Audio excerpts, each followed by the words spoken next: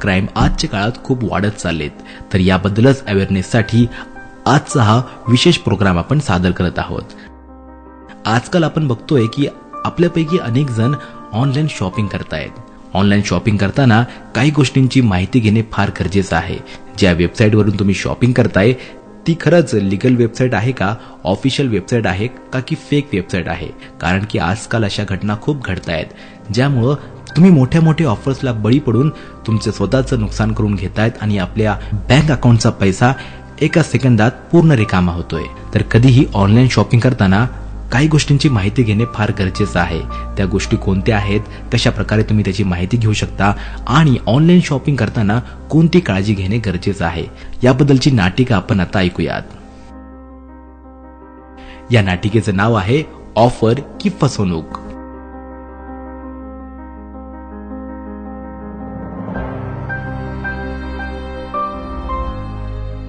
अनु 25 वर्षांची, उत्साही पण घाईघाईत निर्णय घेणारी, आणि माया 27 वर्षांची, समजूतदार, सावध आणि माहितीपूर्ण.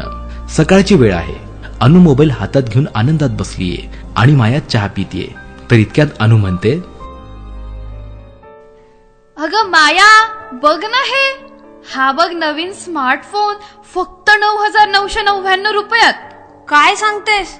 तो तर बाजारात 25,000चा आहे ना? हो ना, म्हणूनच तर आनंद झाला. वरून मोफत डिलिव्हरी, कॅशबॅक आणि गिफ्ट सुद्धा. ऑफर खूपच भारी वाटते. वेबसाईट कोणती आहे? तसं नाव वेगळंच आहे पण दिसायला एकदम प्रोफेशनल आहे बघ. अनु, जरा थांब. HTTPS आहे का? संपर्क नंबर आहे का? अगं तू नेहमी शंका घेतेस. एवढ्या मोठ्या ऑफर्स आजकाल सगळेच देत आहेत बघ. पण इतकी कमी किंमत? काहीतरी गडबड वाटते. मी आता ना ऑर्डर करते, कारण संधी आपल्या हातातून जाऊ नये. अनु, अज्ञात साईटवर कार्ड डिटेल टाकलेस? काही होणार नाही ग. डन, ऑर्डर प्लेस झाली. अनुने ती ऑर्डर प्लेस केली.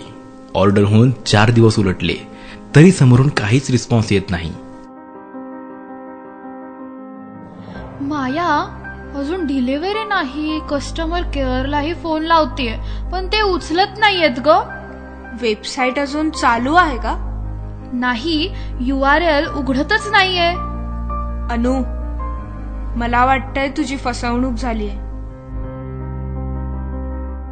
माझे पैसे आणि कार्ड डिटेल्स. अशा बनावट ई-कॉमर्स साईट खऱ्या ब्रँडची नक्कल करतात, पैसे घेतात आणि मग गायब होतात. मी किती मूर्खपणा केला ग. स्वतःला दोष देऊ नकोस, पण आता लगेच बँकेला कळव आणि आधी कार्ड ब्लॉक कर. हो, आताच करते. अनु, लक्षात ठेव, नेहमी सुप्रसिद्ध वेबसाईटवरच खरेदी करायची. URL, HTTPS तपासायचे. अवास्तव ऑफर्स पासून दूर राहायचं. कार्ड डिटेल्स सेव्ह करायच्या नाहीत. आता कळलं.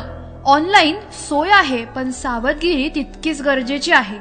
आणखी एक महत्वाची गोष्ट, कोणतीही सायबर फसवणूक झाली तर 1930 वर कॉल करा किंवा www.cybercrime.gov.in वर तक्रार करा.